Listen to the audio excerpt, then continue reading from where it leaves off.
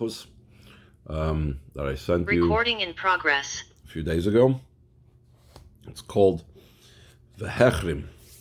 It's from what we speak about Menegeh on Achron Shel Pesach, that we speak about what Mashiach is going to do, and so on. B'siyata d'shmaya Achron Shel Pesach, Tafshin Lamed Dalet. VeHechrim Havayas L'Shem Yam Mitzrayim, and Hashem will dry up the tongue of the, the outcropping of the sea of Mitzrayim, and he will wave or raise up his hand over the river by the strength of his spirit, and he will split it into, by hitting it, or he will split it with whether he hits it or not, to 7 tributaries, to 7 rivers. In other words, he will split it into 7 parts. It'll be a path for the remnants of his nation, etc. Like it was for the Jewish people when they went up, or when singular Jewish people went up from the land of Mitzrayim. In other words, just like when the Eden went out of the land of Mitzrayim, they went through this path, through the sea. The same thing, when Mashiach comes, they will go through this path of the river. We need to understand why does he say like it was in the day that Yisrael went up from the land of Mitzrayim? There are many differences between going out of Mitzrayim and what took place, or what will take place in the future. One thing is Mitzrayim Nikra Hayom Yamsuf. When the Yidden went out of Mitzrayim, the sea was split, as we call it, the Yam Suf. Mashiach comes, it'll be in addition to drying up the tongue of the sea of Mitzrayim. There will be another thing, not just a sea, but also a river. Also, he will raise up his hand over the river, and there will be a path, etc. That the split will be in a river. So that's one distinction. So how do we compare it? When we went out of Mitzrayim, it's only the sea. When Mashiach comes, it will also be a split of a river. Another difference between what took place in Yetzias Mitzrayim and what will take place in the future. Splitting of the sea, it says that he tore and cut the Yamsuf into cuts, into rips, into tears.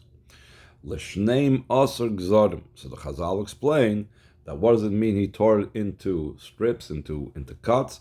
He cut it into 12 cuts. I'm sorry, I skipped. Line 13, as opposed to the splitting of the river when Mashiach comes. It says that he cut it, and he split it into 7 tributaries, 7 rivers, or 7 paths. In other words, it's 7 cuts. Though there's a specific reason why there's this difference. What's the reason why there was 7 cuts in the river when Mashiach comes? To be able to pass through over there the 7 exiles that he enumerates earlier in those few psukim, and he says there's those that are coming from Ashur, those that are coming from Assyria, and those that are coming from Mitzrayim, and he goes through 7 different locations, 7 different places that they will come from. So because they will come from 7 different locations, that's why they will have these 7 cuts in the river. It also enumerates one of the locations that will come is from the islands of the sea. But the eighth thing, which is the islands of the sea, is not part of the 7 cuts, because that's going to be from a completely different direction. That's going to be coming from the west, where the sea is, whereas these are more going to come from the other side of Eretz Yisrael. So why are you complaining and saying there's a difference? Yetzias Mitzrayim was 12 and here was 7. There's a reason why it was 7.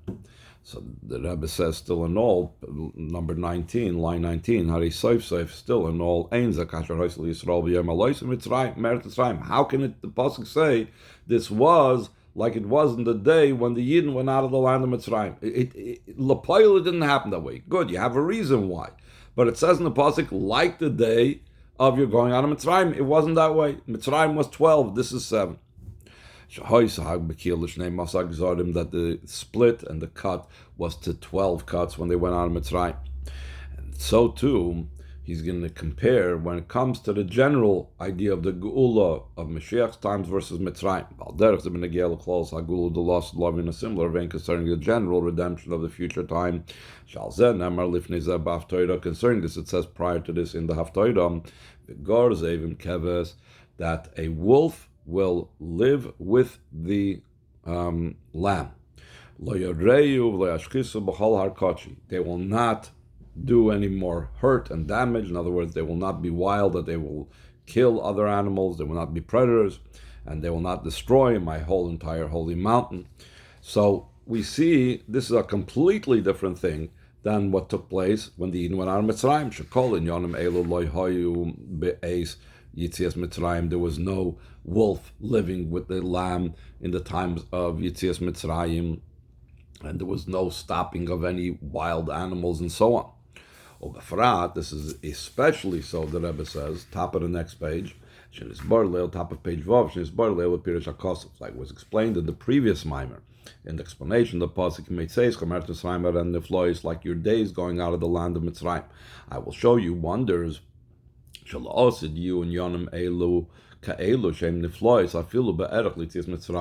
future time when Mashiach comes, there will be such matters that they are wonders even comparable to going out of Mitzrayim. So since they are considered wonders even comparable to going out of Mitzrayim, that's like we quoted from the Zohar, that's why it's called Niflois, that even someone that lives through Mitzrayim, when he sees what takes place when Mashiach comes, he's going to go, wow, this is amazing, even though I know what took place in Mitzrayim. So he's saying, Vim Kain Mao Amrif. So we need to understand what the pasuk says. Like it was for the Eden when they went up from the land of Mitzrayim. It seems to be bringing it as a praise and an advantage in the future redemption. Give a look. The future redemption is going to be just like they went out of Mitzrayim. The future redemption is going to be so much greater. It's going to be so much more powerful. So where's the comparison? Why is the pasuk comparing the two? Ois Beis, line 7, on page Vav. Is that to be able to understand this, we have to preface what it says in the Torah. I'm sorry, what it says in Torah, continuation to the Maimer Chazal. Every single generation, a person is obligated to envision himself, to see himself as if he went out of Mitzrayim. And it says,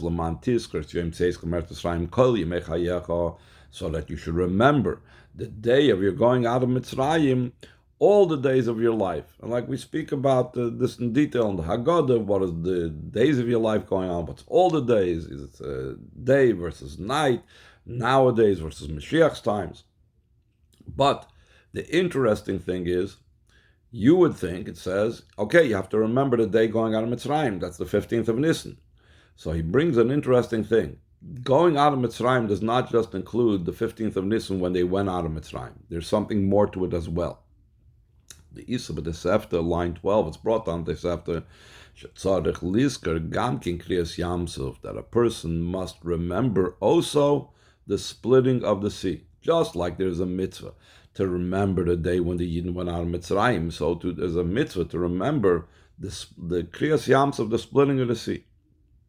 From this understood Kriyas Yamsov Shaykh Yitzias Mitzrayim, that the splitting of the sea has to do with Yitzias Mitzrayim, and therefore it goes hand in hand. You have to remember Yitzias Mitzrayim, and along with remembering Yitzias Mitzrayim, part and parcel of that is remembering the splitting of the sea. This also fits in, and with what the Alter Rebbe writes in the Shulchan Aruch,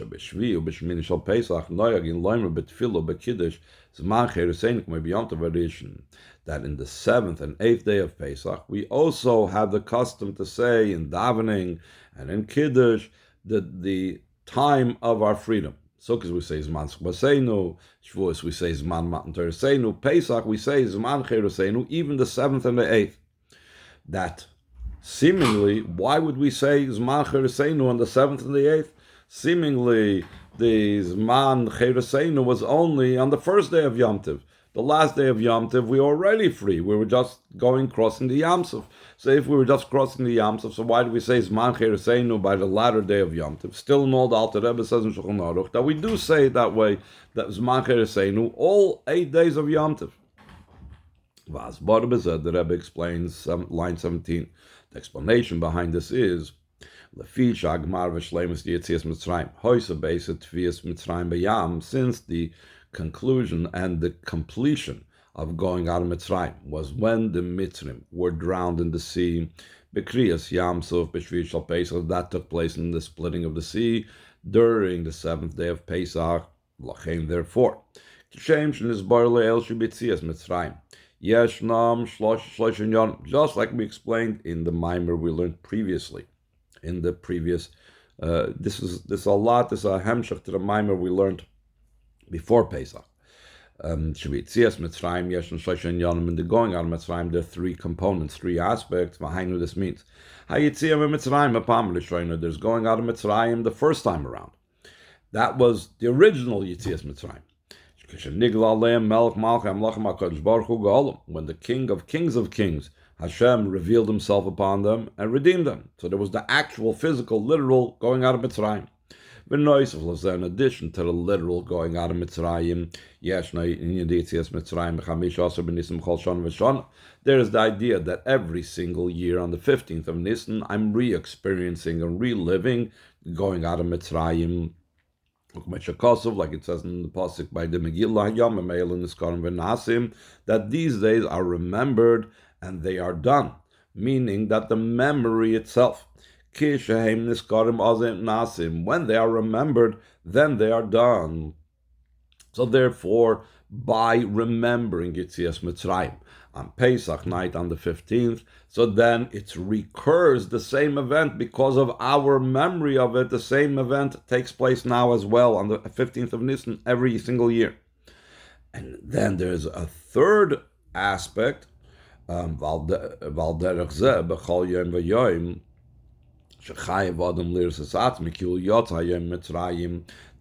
similarly, every single day a person is obligated to see himself as if he went out today out of Mitzrayim. Like the Alter Rebbe adds to the words of B'chol Dor V'Dor, he says B'chol Yom V'Yom. In addition to this,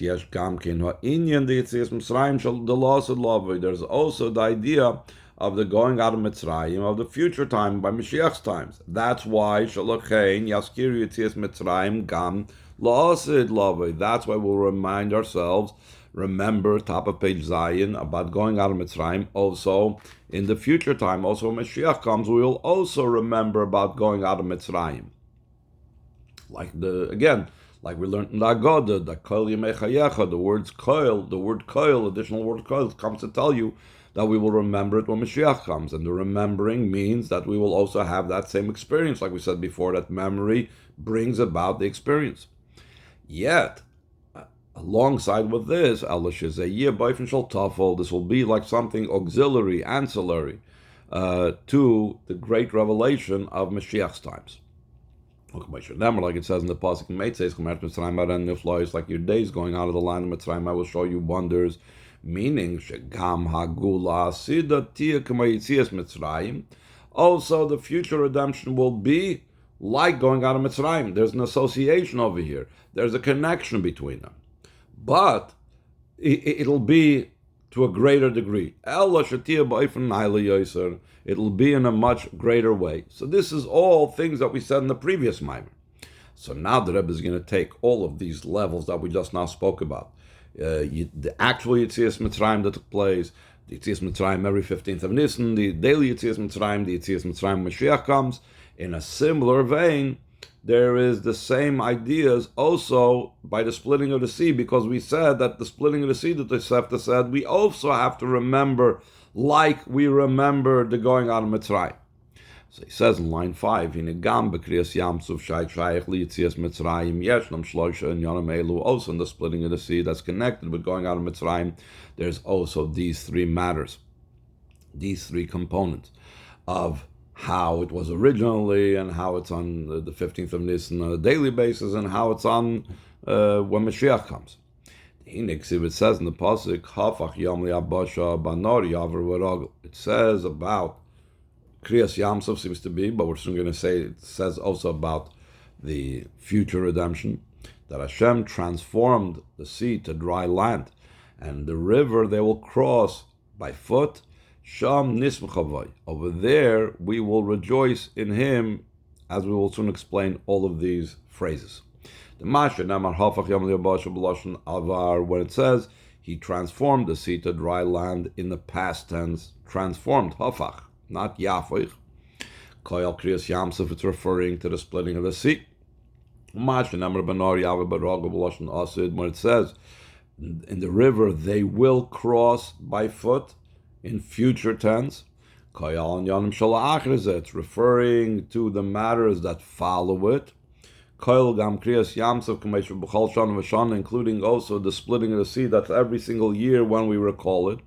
Ad Lavakia Shatir lost it until the split that will be in the future time when Mashiach comes. Valzen Emar, concerning the split that will be when Mashiach comes, it says Sham Nismechabay. Over there we will rejoice in Him. The Davke Oz Tia Simcha Bay Batzmusay. Davke then, Davke Mashiach comes, the rejoicing will be in Him, in Hashem's very essence. Behind this means Sheyeshna in the Kriyas Yamsuf K'mashoyva Pamar Shoyna is the idea of the splitting of the sea, the way it was the first time around, K'mashu B'chal Shana, that way it's every single year, or K'mashu Yela Asad loving the way it is in the future time. So those are the three things: the original event, the event that takes place the event that we mark every 15th of Nisan, and in a similar vein, the way we mark it every day, that's like in the same category, and then the event when it's going to be when Mashiach comes. So to be able to understand this, and especially how the Kriyas Yamsuf is, and what the Kriyas Yamsuf is about in Mashiach's times, we're going to explain the idea of Kriyas Yamsuf, the splitting of the sea, Beruch Nisa Inyan. Line 17, Ois Gimel. And this will be understood by Hegdim close in Kriyas Yamsuf by first prefacing the general idea of the splitting of the sea.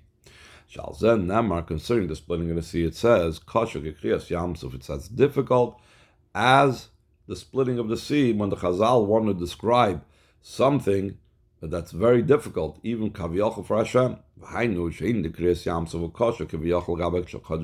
idea of the splitting of the sea is as if it's so difficult. Metaphorically speaking, obviously nothing is difficult for Hashem in comparison with Hashem. But to such a degree, when one to say about a particular thing that it's difficult, if we compare it to the splitting of the sea, the movement seemingly it's not understood. Even before the splitting of the sea, there was many different miracles. Like the miracles and wonders that were in all the plagues that took place in Mitzrayim. It's explained in detail in different Madrash Chazal. It's also in short in the written Torah. Va'afal became still in all concerning all of those miracles. We don't find that the Chazal say, "Oh, it was as difficult as the hail," or "It's as difficult as turning the stick into a snake." Nothing. It's whatever. It's a miracle. Okay, fine, but we don't say it's as difficult as those things. Only concerning the splitting of the sea. Also, like we had in the Shir Masechta Sotah yesterday, the same idea that he says that making a shidduch is as difficult for the Eibishter as splitting the sea.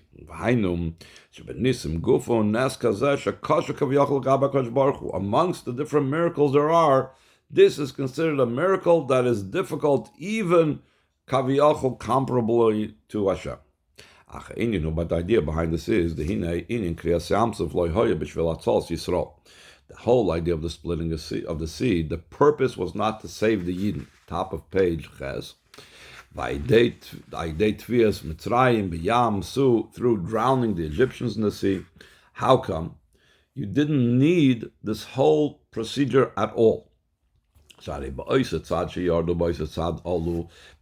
Chazal explained, the Tosfos explains, that the Yidden did not cross the sea in the simple sense, that they entered from one side of the sea. Let's say they entered from the western side of the sea and they crossed and they got across to the eastern side of the sea, but rather they made like a half circle in within the sea itself, and they returned later down on the same beach. So they went out, they made a turn in the sea, and they came back on the very same side that they entered. So therefore, there was no need to cross the sea to be able to get to a particular location. It wasn't about speeding up and getting them to a different location. Even according to the opinion that they did cross over, and it was reaching to a different location from one side to the opposite side of the sea, still in all, it wasn't necessary to actually do it in this type of manner. Hashem has many ways how he can do things. They didn't need specifically to split the sea. Just to give an example, we don't usually find that Hashem repeats himself in miracles. So the way Hashem miraculously makes the Yidden defeat the Egyptians is not the same way how he made them defeat, let's say, Yericho, to have the walls fall down, or to have the sun stand still in Givon, or other cases, or other miraculous things. Hashem has, in each situation, its own miracle, because spiritually it has to do with that particular thing. So if Hashem wanted, there was many different ways how Hashem could have had the Yidden get to safety or get rid of the Egyptians. He didn't have to split the sea for that. And and that is a difficult thing. So why does Hashem even pick something that's so difficult if he's not limited by that? There were many other choices, infinite choices, as Hashem is infinite, that he could have chosen from to be able to accomplish this. So the Rebbe goes on in line 5, therefore we must say, the splitting of the sea was not to save the Yidden from Egypt, it was for the Yidden's own purpose. It's because the Yidden needed the splitting of the sea. Line 8, the parentheses, since it was necessary to be the splitting of the sea, for the Yidden themselves, it had to be. So already it was a bundled deal together. Okay, I need to do it for the Yidden need this, whatever spiritual thing is that we're going to explain the splitting of the sea is about. So once the Yidden needed this splitting of the sea process, so already Hashem used that splitting of the sea. Let's already use this to defeat the Mitzrim as well, to take care of the Egyptians as well, and make sure that they can't chase after the Yidden, etc. We'll stop over here. Maybe we'll learn a little bit further. So he says, line 10, the idea behind this is the chlolus in Yitzias Mitzrayim, the general idea of going out of Mitzrayim. Was a preparation for the giving of the Torah and the receiving of the Torah. Like it says by Tziachas on Mitzrayim, that Hashem told Moshe Rabbeinu on Mount Chorev, when you take out the nation from Mitzrayim, Tavdim Salakim al Harazeh, you will serve Hashem on this mountain. So it's all one process. You're going out of Mitzrayim to serve Hashem, to receive the Torah. Because what's the idea of the giving of the Torah? It's the drawing down the revelation of a level that's concealed from the eyes of all living beings. That should be drawn down, should come specifically down here below. The ultimate concealed and most highest removed level, should come down here below. The preparation for this most concealed level coming down here below was through the splitting of the sea. The Chazal say that there was an amazing miracle by the splitting of the sea. It wasn't just that sea that the Yidden crossed was split, but it was every single water gathering in the world split as well. What does that indicate? Water, as we'll explain at length, covers over the creatures in the sea. That means it's covering, it's concealment, indicating this highest, most level of concealment.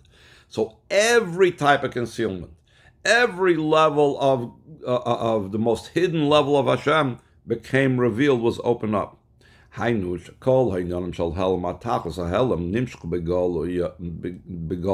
all matters of concealment, until the ultimate level of concealment came down in a revealed way.